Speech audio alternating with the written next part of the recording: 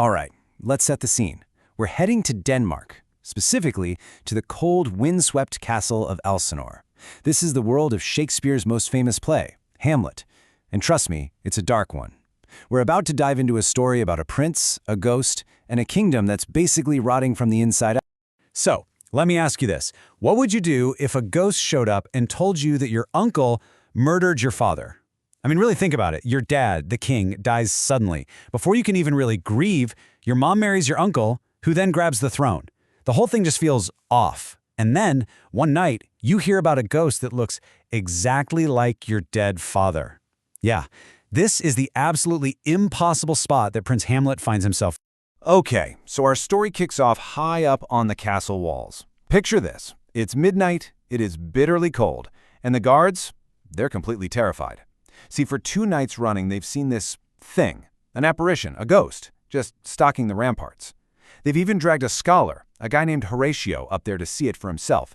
But he's not buying it. He thinks they're just seeing things, calls it their phantom.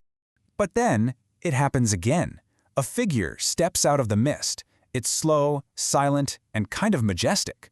And Horatio, the skeptic, he's stunned, absolutely speechless, because it looks exactly like the king who just died, Hamlet's father.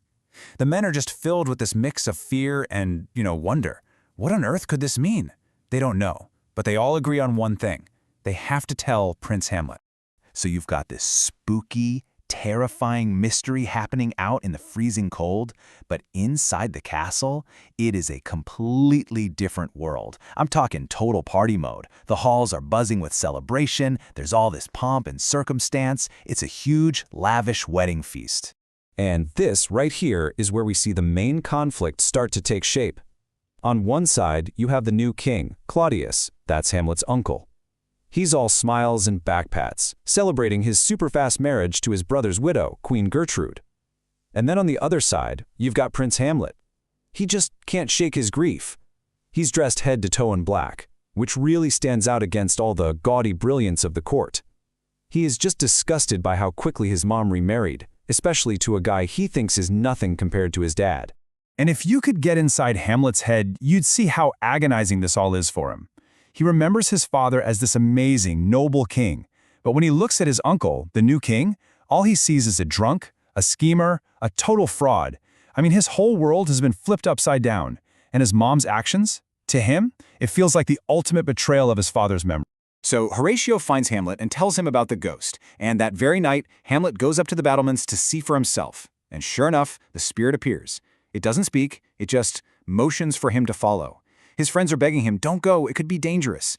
But Hamlet feels this pull, like he has no choice. He even cries out, my fate cries out, and just follows the ghost into the darkness, all alone. And then, the ghost speaks. And what it says, well, it's a secret so awful it just completely shatters Hamlet's world. His father's death, it wasn't natural. It wasn't some tragic accident. It was murder. You see, the official story everyone was told was that King Hamlet was sleeping in his orchard and got bitten by a snake. A tragic accident. But the ghost lays out the horrifying truth. The so-called serpent that took his life, it was his own brother, Claudius. He snuck up on the sleeping king and poured a vial of deadly poison right into his ear, stealing his life, his crown, and his queen all in one go.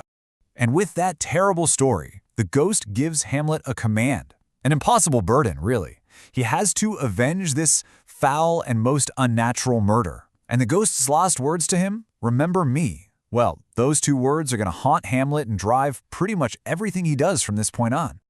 Okay, so Hamlet is just completely overwhelmed.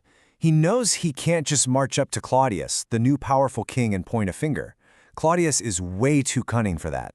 So Hamlet cooks up a plan. He tells his friends he's going to put on an antic disposition. Basically, he's going to act completely crazy. He figures this will be the perfect cover, right? It'll let him poke around and investigate without anyone suspecting what he's really up to. Now, this whole I'm gonna pretend to be mad plan immediately messes things up with Ophelia, the young woman he's in love with. Her dad, Polonius, who's the king's top advisor, and her brother, Laertes, they already don't trust Hamlet. They think he's just messing with her, that a prince can't be serious, so they basically order her to cut off all contact with him. Stop reading his letters, don't see him, nothing. And, being an obedient daughter of the time, she agrees. So not long after this, Hamlet kicks his plan into gear. He bursts into Ophelia's room, looking like a total mess, acting super bizarre. She's, terrified and runs straight to her dad. And Polonius, he immediately jumps to the easiest conclusion he can think of. He's like, aha, I figured it out. He thinks Hamlet's strange behavior has nothing to do with politics or anything mysterious. Nope, he's just gone crazy because Ophelia dumped him. He's mad for her love. Polonius, thinking he's the smartest guy in the room, rushes off to tell the king his big theory. But King Claudius, he's not so sure.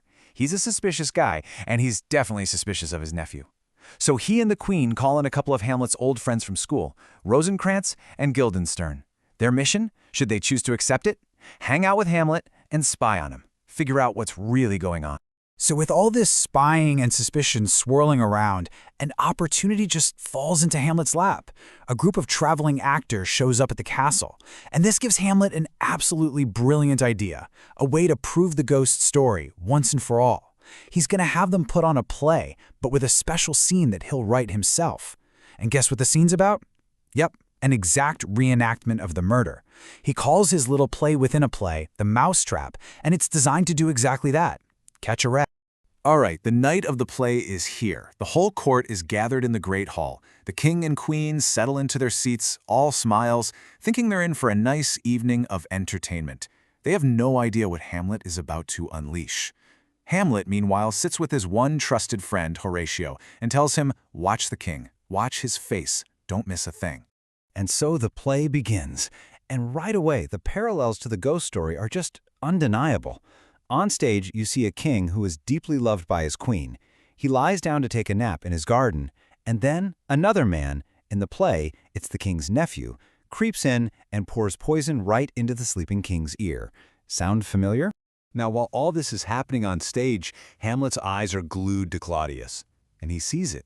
The king's smile just freezes. The color drains from his face. This isn't entertainment anymore. It's a direct accusation. And right at the moment the actor pours the poison, Claudius just loses it. He can't take another second. He jumps to his feet, totally panicking. You can hear his terrified shout echo through the whole hall. "Give me some light," he screams, and then just bolts from the room, his guilt basically on display for everyone. The play screeches to a halt, the court is in total chaos, but for Hamlet, this is a moment of awful, terrible clarity. The ghost wasn't lying. His uncle is a murderer. So the mousetrap worked perfectly. It snapped shut and the king's guilty conscience is caught. Hamlet finally has the proof he needs. But knowing the truth is one thing. Actually doing something about it, that's something else entirely. The road to revenge is dark, it's bloody, and it's going to cost Hamlet and everyone he cares about dearly. So the real question becomes, what is the price of justice? And that's the question that really drives the rest of this incredible tragedy.